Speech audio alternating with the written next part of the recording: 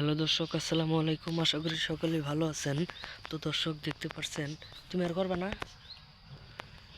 তো দর্শক দেখতে পারছেন এই যে এগুলো হচ্ছে মরিচ গাছ। তো বন্ধুরা, এই মরিচ গাছগুলো আপনারা কিভাবে আপনাদের জমিতে চাষ করবেন তার সহজ উপায় আজকে আমি আপনাদের বলে দেব।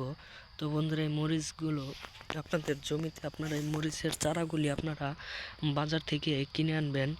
বাজার থেকে কিনে আনার পরে আপনারা পাশাপাশি অন্য সবজি চাষ করার পাশাপাশি আপনারা এক সাইড দিয়ে আপনারা মরিচের চারাগুলি আপনারা রোপণ করে দিবেন।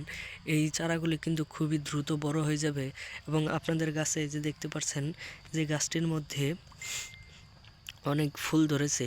তো বন্ধুরা, ফুল ধরলেই বুঝতে পারবেন যে এই গাছটির মধ্যে অনেকটাই মরিচ ধরবে।